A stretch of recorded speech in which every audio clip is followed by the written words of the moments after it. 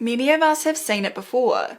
You are calmly explaining how the virologists have failed to provide adequate evidence for the existence of viruses, and then the rabies joker card is played.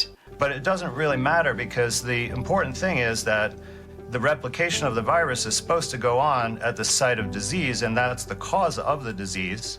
So that's where you have to find the viral particles to show that they're actually real. How can you explain that if you touch the saliva of a dog with rabies, that you may get rabies too, and you will die from it?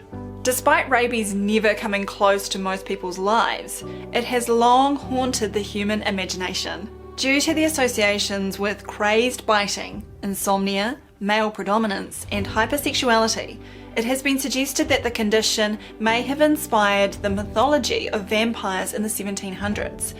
Unfortunately, the mythology spills into the alleged science behind rabies, and many commonly held fears are unwarranted. So let's take a look at one of virology's supposed trump cards.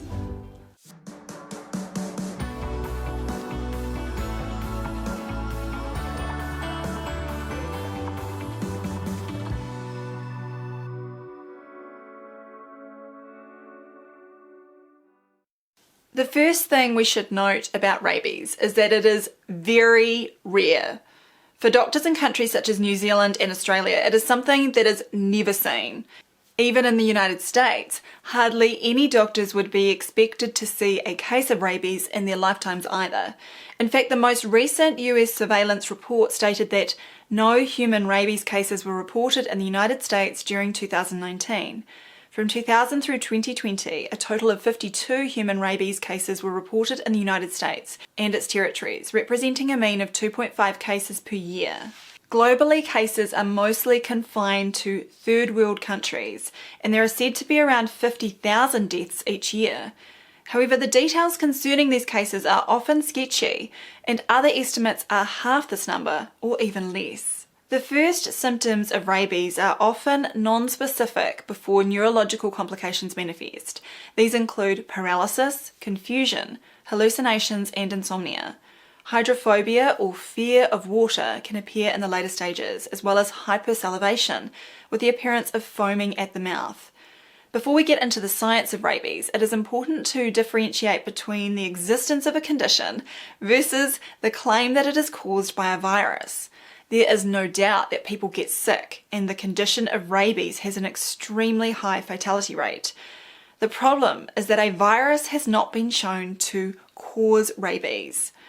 When you want to get the official medico-pharmaceutical industry narrative, a good place to start is with the CDC.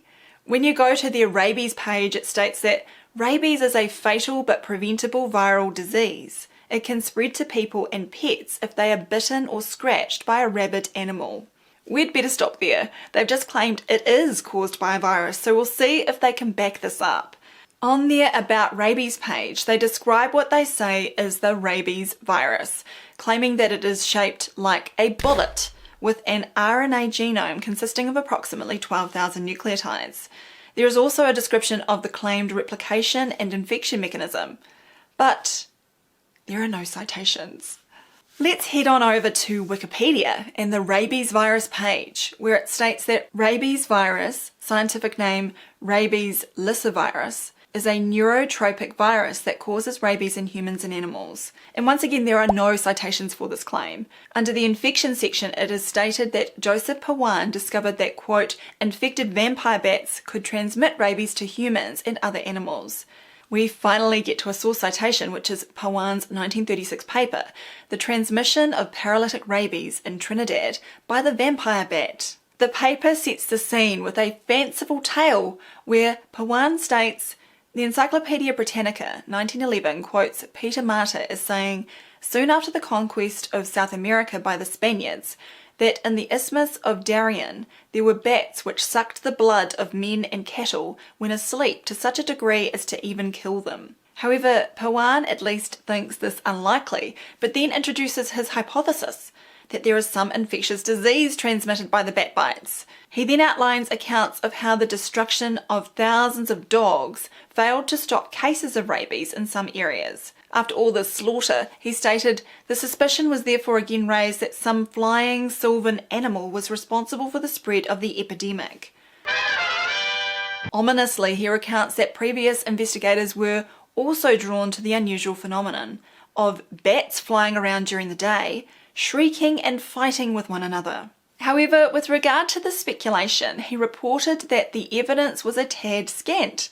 De Souza, 1926, failed to infect guinea pigs and rabbits by allowing Philostoma bats to feed on them, and other investigators having also shown from experimental work on rabbits and guinea pigs that bats are not the transmitting agent. Time to forget about what happens in nature and resort to bending the rules in order to keep the theory alive. This is the inspiration for his own experimental method, which goes as follows. All rights reserved. We reserve all rights. The vampire bat and rabies in Trinidad technique. Step 1. The brain and spinal cord of bats and rabbits were removed as soon as possible after death and preserved in sterile glycerine and saline at a temperature of 5 to 10 degrees Celsius until required for use. Step 2. An emulsion or rotting organ soup cocktail was concocted, made of a mixture of normal saline solution with approximately 10% made of their cerebrum, cerebellum, medulla or spinal cord. In layman's terms, toxic biological muck soup. Or as they say in New Zealand, a cocked shitstorm, eh? Step 3. The rotting brain and spinal cord soup was then injected directly into the subdural space beneath the tough fibrous membrane that envelops the brain and spinal cord, or intracerebrally, meaning straight into the brains of unsuspecting animals. Because injecting bat and rabbit brains and spinal cords directly into your own brain with a syringe is the best way to accurately simulate an animal bite to your ankle in real life. Amazingly, this invasive assault to the brains of various animals, including monkeys and dogs, caused many of them to become paralyzed and die. Aside from the fact it had nothing to do with the claimed mechanism of transmission through bites, there were no control experiments where similar biological soup said not to contain the alleged infectious agent were injected into the brains of similar animals. In other words, not only was it barbaric, but it was inconsistent with the scientific method, and no conclusions about alleged infections could be drawn. Despite this, Pawan goes on to talk about the infection of Trinidad bats with the virus of rabies.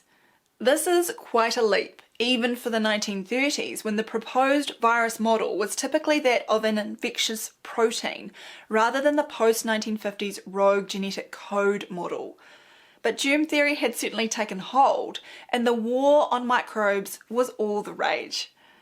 It would typically take 2 to 3 weeks following injection into the animal's brain and its subsequent death, with associated abscesses being reported. Sometimes the animals were slaughtered when they became very unwell, and no supportive care was described once their brains had been traumatized. Pawan's paper also discussed Negri bodies, which are microscopic appearances of some of the brain cells in rabbit animals. They were first described in 1903 by Adelchi Negri, but despite an extensive search, we were not able to find a copy of his paper, which translates to Contribution to the Study of the Etiology of Rabies. In any case, Negri bodies are said to be the specific sign of the rabies virus. However, in one of Pawan's experiments, he only found them in 11 out of 20 cases. He offered the explanation that perhaps there was, quote, infection with some allied condition, because if it's not one germ, it must be another, right? Additionally, whether the Negri bodies are present or not does not provide evidence that a rabies virus exists. It simply means that the condition of rabies is associated, seemingly very unreliably, with this particular finding. More inconsistencies appeared in Pawan's paper, including his statement that Bat 4290 was kept in captivity for 161 days and exhibited no abnormal symptoms, yet it had been infected in nature and remained infective under artificial conditions during that period. We can see that there are ongoing excuses as to how the alleged virus behaves and, quote, infects in order to fit the hypothesis. Another claim is that death can occur from 2 days to more than 6 years following a bite. We can see that none of the animal studies provided any evidence that the cause of rabies was a virus per se. That is, a replicating intracellular parasite that can infect and cause disease in a host. So then we get to the images of alleged rabies viruses. This first one is a 3D computer animation of an artist's impression, and I hope that it doesn't fool you for a second. Then we get to the electron micrographs like this one from the CDC. The old point and declare with the magical arrow technique. In this slide of dead tissue, the structure indicated by arrow C is said to be the virus. However, there is no evidence provided of how this particle is known to fulfill the properties of a virus. If you haven't seen it already, please have a look at my video, Electron Microscopy and Unidentified Viral Objects, which details some of the follies involved in this activity, as well as many of our other videos and articles that expose the invalid techniques used in virology. The association of rabies with animal bites is well reported, and 99% of human rabies is said to come from dogs. However, the experimental science surrounding this is surprisingly thin. Obviously, the vast majority of animal bites do not result in rabies, and as already mentioned, Pawan described the failure to induce rabies in test animals when allegedly rabid bats were allowed to freely bite them. I'm not saying that the bites are not important in the development of rabies, but association is different than the words being used to claim a virus is responsible, such as, quote, infection. Historian Gerald Geeson wrote in 1978 that rabies has always been rare in man. It probably never claimed more than 100 victims in any year in France, and French estimates for the years immediately preceding Pasteur's famous work indicate an annual mortality of considerably less than 50. In addition, rabies is not an infectious disease in the usual sense. It is not transmitted from man to man. Because of these two features, general or compulsory vaccination has never seemed appropriate with respect to rabies. There is a very high degree of uncertainty in the correlation between animal bites and the subsequent appearance of rabies, even when the biting animal is certifiably rabid. While the mortality of clinical rabies is virtually 100%, the threat of death from the bite of a rabid animal is vastly less. Most victims of rabid animal bites could forego treatment without experiencing any untoward consequences in the future. This is certainly different from the descriptions provided by the likes of the WHO, who promote the extreme fear narrative and tout vaccines as the solution. Now, Geeson certainly believed in germ theory and vaccinations in general, but with regards to rabies, he was finding the mainstream story hard to swallow. Further back in 1909, Dr. Montague Levison pointed out that Pasteur's anti-rabic inoculations afford the most decided test of the pernicious character of that method of treatment. During 23 years preceding the use of the anti-rabic serum, there were 685 deaths from rabies in all France, or an average of 30 per annum. But since the use of the anti-rabic inoculations, the average has risen to 100 per annum, with a continually increasing number each year, so that according to the official returns, the numbers of deaths from rabies in France for the year ending in June 1907 was just about 300. In truth, as Professor Peter said in his address to the Academy of Medicine Paris on the 11th of January 1887, Monsieur Pasteur does not cure rabies, he imparts it. You can also head over to Virology and read Mike Stone's commentary on many of the problems with the claims surrounding Pasteur's rabies vaccine. I'll put the link in the description below. Mike also wrote another article recently covering the practice of reclassifying diseases in order to make it look like rabies is absent in some areas, so check that out as well. It is similar to what happened with the reclassification of polio into other diseases after the polio vaccines were introduced. So, is there an explanation as to what causes rabies? As I outlined earlier, the threat to humanity has been blown out of proportion, and for almost everyone who watches this video, it is not something that you need to worry about in your personal life. you would be far better to concentrate your energy on things that will actually lead to better health outcomes for you and your family. There is no evidence that the clinical condition of rabies is caused by a microbe, and certainly not by anything that has been shown to be a virus. Again, it is not to say that tissue damage through the form of a bite cannot cause illness. Rabies is likely to be a form of poisoning with a neurotoxin that can be introduced to mammals through trauma. For example, it could be similar to the toxins that are carried by animals such as pufferfish and the blue-ringed octopus. These animals don't actually produce the neurotoxin themselves. It is secreted by symbiotic bacteria. In the case of the blue-ringed octopus, in its salivary glands. A bite from one of these small octopuses can be fatal for humans. Rabid animals may be in a state that causes a proliferation of toxin-producing bacteria in their mouths or even in another part of their body, and hypersalivation can be one of the ways to rid the body of toxins. So could it be the entry of such toxins into another animal through a bite that causes the condition? Neurotoxins are highly variable in regard to how long they take to act, and are not all quick to cause symptoms like snake venom.